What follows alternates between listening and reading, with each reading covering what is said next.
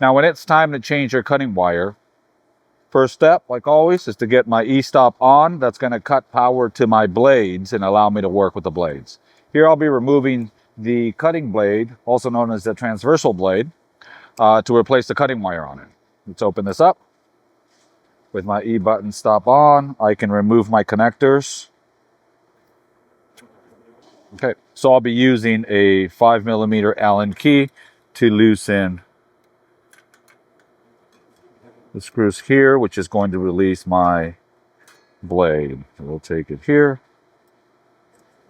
And go ahead and remove that tension there.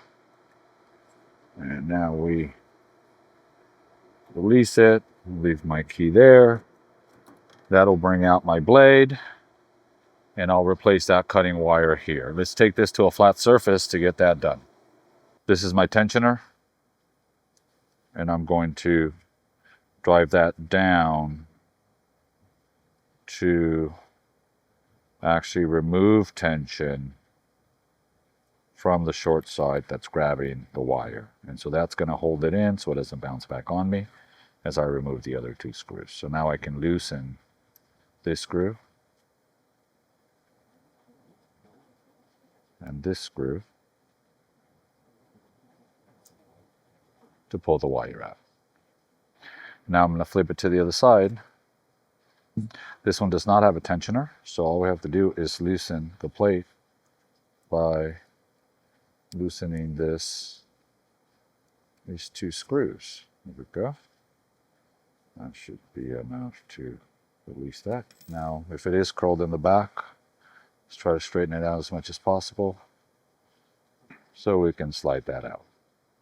We will be shaping our next wire similar to this one, taking our short non-coated versus the long non-coated side. And so obviously this will go into the tensioner area. That one will go to the other one. Now I'm going to take my wire and look for the non-coated end. There's a long end and then there's a short end that is non-coated, and so the non-coated short end is going to go into the side that has a tensioner, our short side.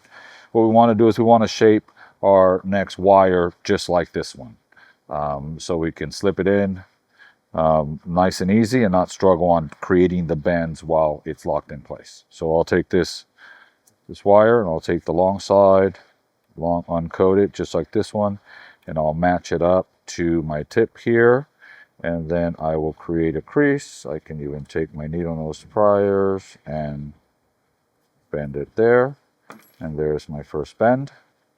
Now I'll take it across to this side and create my bend here. So I'll take my bend and do that, and now that one is shaped just like this one. So now getting the new wire back on after we've shaped it, I'm going to insert that unit there. I'll take my 2.5mm Allen and I'm going to tighten up these screws. So I have one down, get the other one down, crank that a bit more. I'll leave my tensioner down to make sure this doesn't bounce back yet.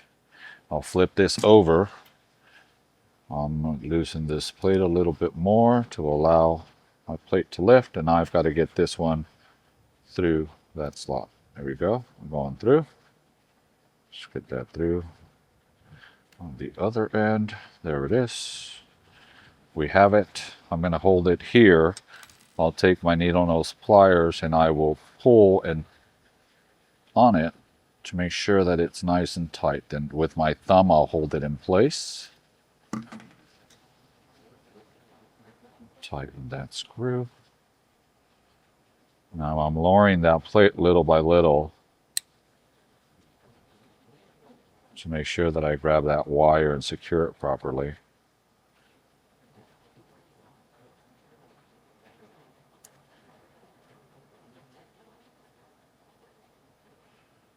Now it's secured.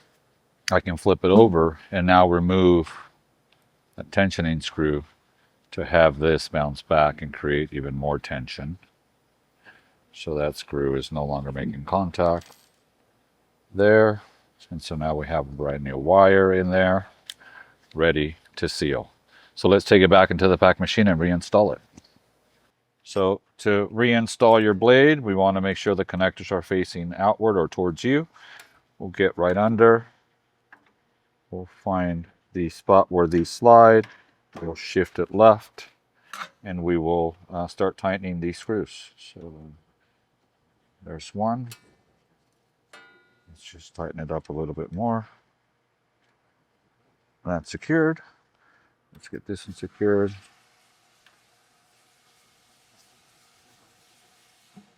There we go. Get that out, and let's tighten that up. Tight enough. We'll plug back in.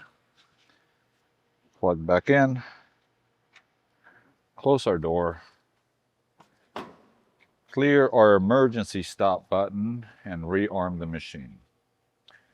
Clear the emergency stop alarm. Press start to start heating up your blade and start cutting again.